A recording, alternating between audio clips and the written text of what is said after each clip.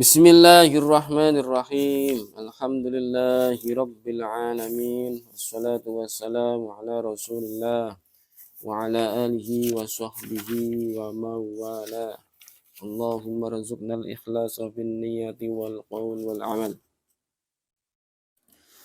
Allahumma la sahla illa ma ja'altahu sahla wa anta ya hayyu ya qayyum taj'al hazna idza syi'ta sahla. Rabbi shrah li sadri wa yassir li amri wa hlul 'uqdatam min lisani yafqahu qawli amin ya rabbal alamin. Kita ulangi halaman 7 dulu. Kita baca matanya dulu. Bismillahirrahmanirrahim. Udzakirukum bin niyatil ikhlas lillahi ta'ala. Bismillahirrahmanirrahim. Wa makna asyhadu an la ilaha illallahu a'lamu wa a'taqidu wa a'tarifu an la ma'buda bihaqqin illallah al-wahidul ahad al-awwal al-hayyul qayyum ad-daimul al-khaliqu ar-raziqu al-alimu al-fa'alu lima yurid. Masya Allah kana wa ma lam yasha lam yakun. Alladzi la haula wa la quwata illa bih. Al-mausu bi kulli kamalin yagliku bihi. Al-munazzahu an kulli naqsin fi haqqihi. Laisa kamitslihi syai' wa huwas sami'ul basir. Fa huwal qadimu wa ma siwahu hadisun wa huwal khaliqu wa ma siwahu makhlukun. Faqulu hadisin dakhala fil wujud minal a'yani wal a'mali minal darrati ilal arsh wa min kulli harakatin lil ibadi wasukunin wan nawaya wal khawatiri fa huwa bi khalqillahi lam yakhluquhu ahadun siwallah. La tabi'atun la illatun bal tukhuluhu fil wujudi bi masyiatillahi wa qudratihi bi taqdirihi wa ilmihil azaliyyi li qaulihi ta'ala wa khalaqa kulla syai' ay akhdasahu minal adami ilal wujudi fala khalqa bihadal ma'na li ghairillahi qala Allah ta'ala hal min khaliqin ghairullah. Qala an-Nasafi fa idza daraba insanun zujajan bi hajarin fakasarahu fad-darbu wal kasru wal inkisaru bi khalqillahi ta'ala falaisa lil 'abdi illal kasbu wa ammal khalqu falaysa li ghairillah. Qala Allah ta'ala laha ma kasabat wa 'alaiha maktasabat. Nah, kita sampai di sini kemarin ya. Itu matannya. Matan dari Mukhtasar Abdullah Al-Harari. Kita lanjutkan. Dari sini ini masih makna dari syahadat pertama, asyhadu alla ilaha illallah. Jadi maknanya panjang sekali, belum selesai dan kita belum sampai syahadat yang kedua. Ya. Insyaallah nanti kita setelah sifat-sifat 13 baru makna syahadat yang kedua, syahadat Rasul. Bismillahirrahmanirrahim.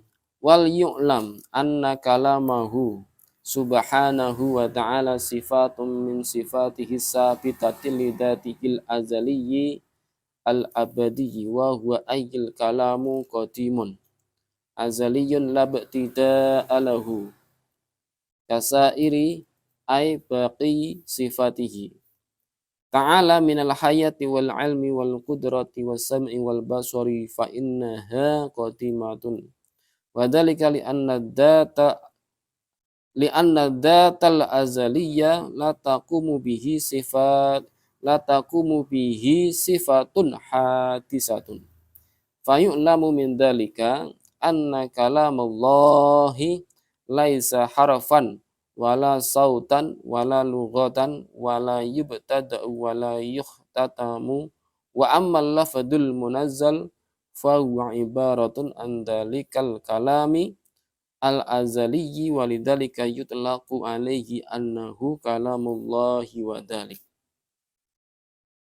Wal yu'lam anna kalamahu, dan ketahuilah sesungguhnya kalam subhanahu wa ta'ala, kalam Allah, sifatun min sifatis sabitati lidatihil azaliyyi al-abadiyyi. Sifat termasuk sifat Allah yang sifat-sifat itu melekat pada zatnya Allah yang azali dan abadi. Jadi Allah bersifatan kalam. Nah, kalau bahasa terjemah Al-Quran, firman. Kalam Allah itu ya termasuk sifat yang azali abadi. Nah, nanti ada hubungannya dengan Al-Quran, nanti saya jelaskan. Al-Quran itu disebut kalam al-lafdul munazzal. Nah, kalam yang terdiri dari lafal-lafal yang munazzal, artinya diturunkan. Nah, apakah kalam Allah ini berupa Al-Quran? Tidak. Makanya ini saya jelaskan. Terus Al-Quran itu apa? Ya kalam Allah. Itu maksudnya apa? Nah ini makanya. Kan begitu. Kalam Allah, ya ini perlu dipahami. Tidak boleh kita maknai berbicara, ngomong, nggak boleh. Berkata juga kurang tepat. Yang tepat, yang ya sebenarnya firman itu juga kurang tepat, tapi ya tidak ada makna yang lebih tepat daripada firman. Ya kan? Jadi ya sudah kita pakai firman. Kalam, kalau ini di sini kita maknai kalam saja. Kalam Allah itu sifat-sifat Allah yang azali dan abadi. Azali ya wa huwa ail kalam qadim, kalam yang tidak bermula. Azaliyun la tidak lahu, tidak ada permulaannya. Abadi, tidak ada akhirannya. Laisa kamitsli syai', tidak serupa dengan sesuatu apapun. Jadi kalam Allah itu kalam yang azali, abadi, qadimun, abadiyun, laisa kamitsli syai'. Nah, tidak serupa dengan sesuatu apapun. Itu kalam Allah. Jadi al-kalamu subhanahu wa ta'ala sifatun min sifatis sabitati li dzatihil azaliyil abadi. Wa huwa ayil kalamu, yaitu sifat kalam, qadimun, tidak bermula, azaliyun la ibtida'a lahu, ya, tidak bermula, kasairi ay baqiyin, yaitu abadi juga, tidak berakhiran. Sifatihi, sifatnya Allah Ta'ala. Sebagaimana sifat yang lain, yaitu apa? Minal hayati, wal ilmi, wal qudra, was sam'i, wal basar. Dan sifat-sifat Allah yang lainnya. Yaitu seperti sifat hidup, sifat ilmu, sifat kuasa, sifat mendengar, sifat melihat. Semua sifat-sifat Allah itu azali abadi, tidak bermula, tidak berakhiran, dan laisa kamitslihi syai', tidak serupa dengan sesuatu apapun. Fa innaha qadimatun wa dzalika li anna dzata azaliyah. Jadi sifat-sifat Allah itu qadim, tidak bermula. Wa dzalika li anna dzata, sesungguhnya zatnya Allah itu azali, abadi, tidak bermula. La taqumu bihi sifatun hadisatun. Tidak boleh kita sifati dengan sifat yang baru. Sifat makhluk tidak boleh. Karena sifat makhluk itu tadinya tidak ada menjadi ada. Itu namanya hadisatun. Minal adami ilal wujud.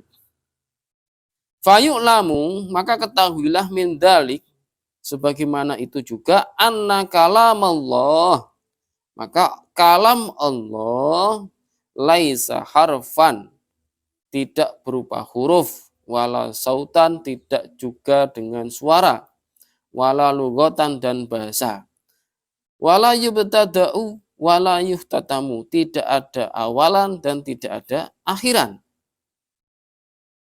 Bisa dipahami ya? Karena azali abadi kan tidak ada awalan, tidak ada akhiran. Kalam Allah la yubtada'u wa la yuhtatamu. Juga tidak ada awalan, tidak ada akhiran. Ini kalam Allah yang sesungguhnya. Kemudian Al-Quran bagaimana? Al-Quran juga kalam Allah, tetapi kalam Allah adalah sebagai ibarat. Nah ini kita jelaskan. Wa ammal lafdul munazzal fahuwa ibaratun andalik.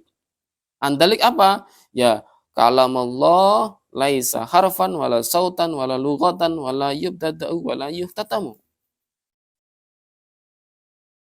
Bisa dipahami? Ya. Al-kalami azali. Jadi jadi Al-Qur'an atau disebut lafal munazzal itu adalah ibarat dari kalam Allah yang azali abadi, tidak berubah, tidak berawalan, tidak berakhiran.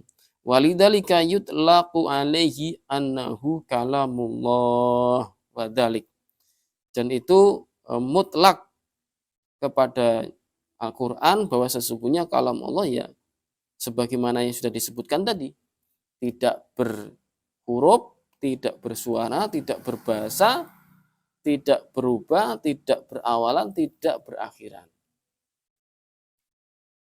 Contohnya begini.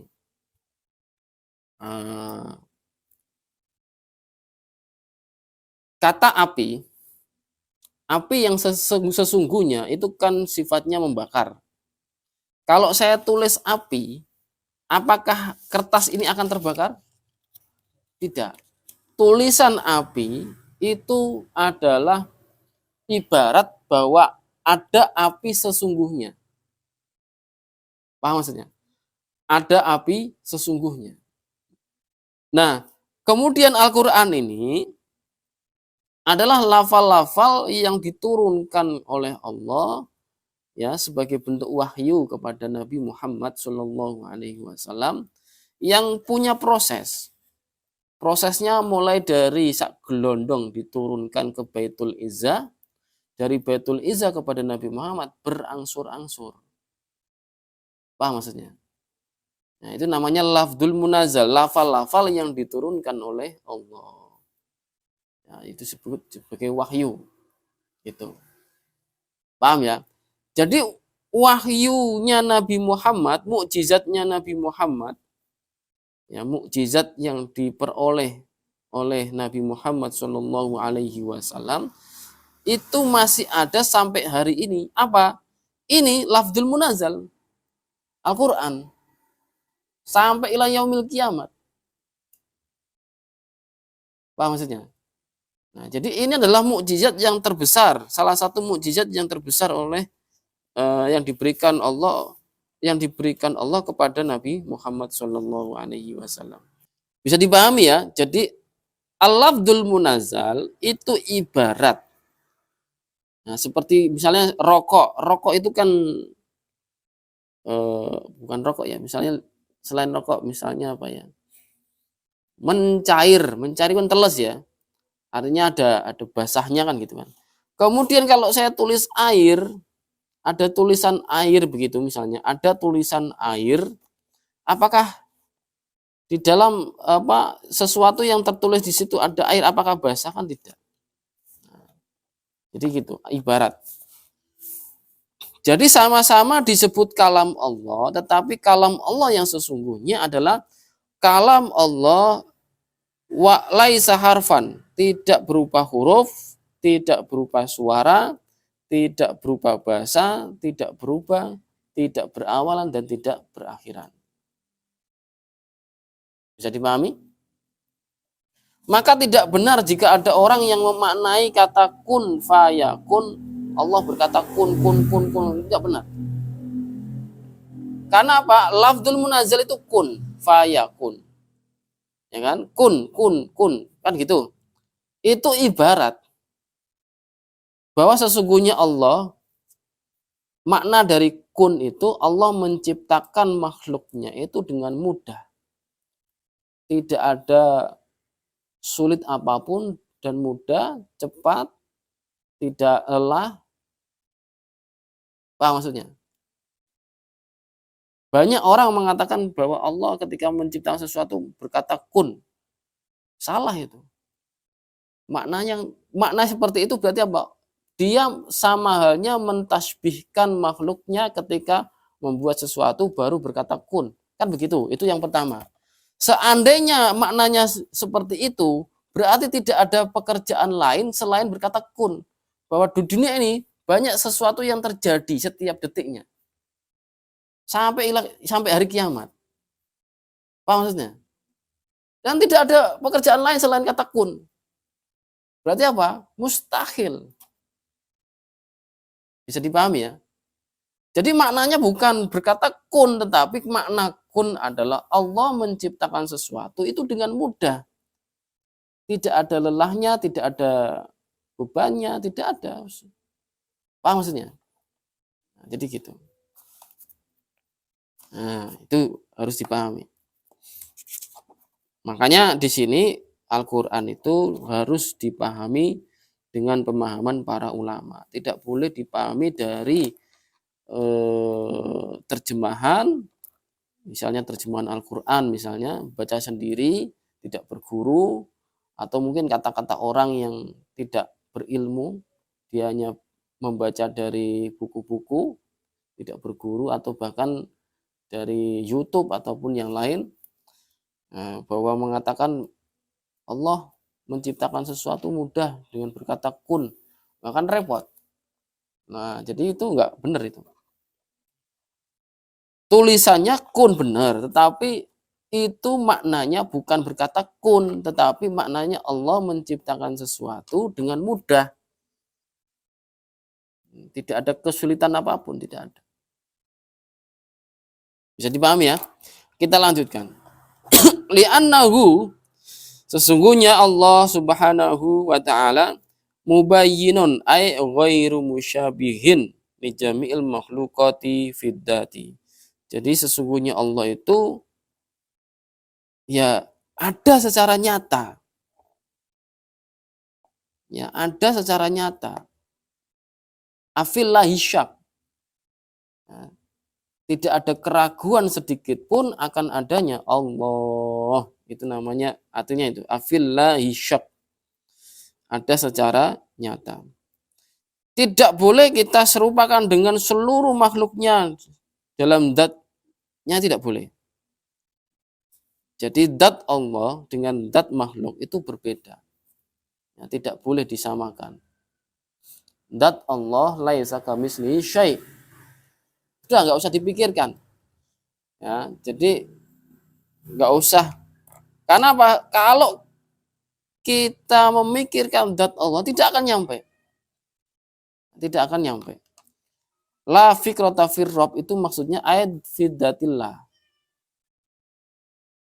Tidak boleh kita membayang-bayangkan zatnya Allah, tidak boleh. La fikrata fir Rabb ay fidatillah. Artinya kita tidak boleh membayang-bayangkan zatnya Allah, tidak boleh.